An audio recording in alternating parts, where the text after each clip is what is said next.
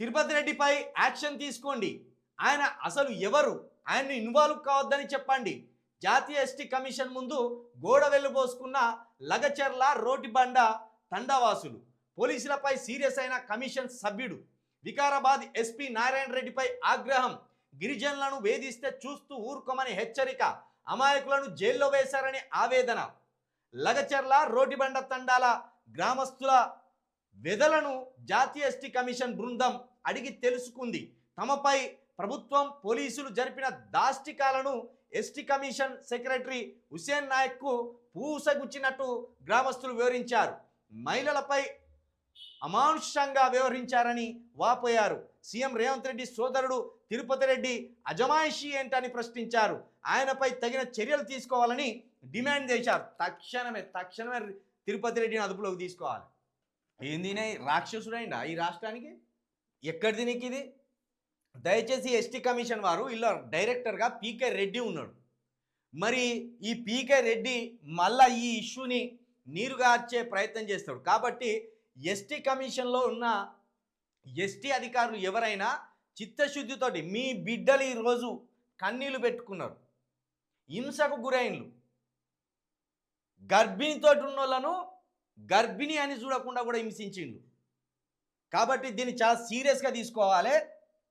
ఈ లగిచెర్ల రోటిబండ తండావాసులు ఖచ్చితంగా వీళ్ళకు న్యాయం జరగాలి.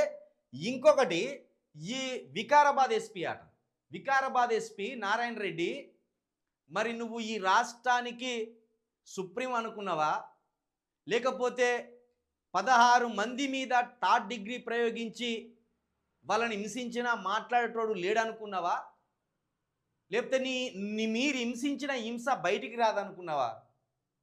ఖచ్చితంగా రేపటి రోజున మీరు దోషిగా నిలబడవలసి వస్తుంది. రేపటి రోజున మీరు జైలు శిక్ష కూడా అనుభవించవలసిన పరిస్థితులు ఏర్పడతాయి. 16 మంది యువకులను అన్యాయంగా, అక్రమంగా థర్డ్ డిగ్రీ ప్రయోగించి సంసారాలకు పనికి రాకుండా కొట్టినట్టు కూడా సమాచారం ఉన్నది. వాళ్ళకి ఇంతవరకు వైద్య సేవలు కూడా అందించలేదట. వాళ్ళని కొట్టి మళ్ళా కోర్టుకు అప్పచెప్పేటప్పుడట, మిమ్మల్ని కొట్టినమని చెప్తే కనుక బిడ్డ అర్ధరాత్రికే మిమ్మల్ని ఎన్కౌంటర్ చేసి పారేస్తామని వార్నింగ్ ఇచ్చిందట వాళ్ళకు. అంటే ఇంత భయానకమైన పరిస్థితులను ఈ తెలంగాణ రాష్ట్రంలో సృష్టిస్తున్నారా? ఇందుకు కాదు నక్సలైట్లు మొన్న లేఖ రిలీజ్ చేసింది. ఇందుకు కాదు మొన్న నక్సలైట్లు రేవంత్ రెడ్డి సర్కార్ మీద ఆగ్రహం వ్యక్తం చేసింది. నారాయణ రెడ్డి, మీరు సుప్రీం కాదు ఈ రాష్ట్రానికి. మీరు ఒక ఆఫీసర్ మాత్రమే, ఒక డిస్టిక్కి ఎస్పీ మాత్రమే. మీకు కూడా పరిమితమైన అధికారాలే ఉంటాయి. అసలు మీకు కొట్టే హక్కే లేదు. ఇంత దారుణంగా హింసిస్తారా?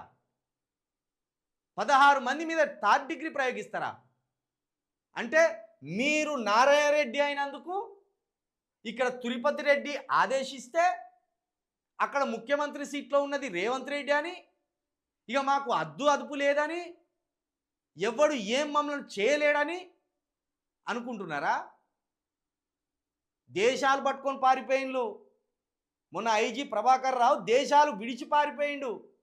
అక్కడి దాకా వస్తుంది పరిస్థితి.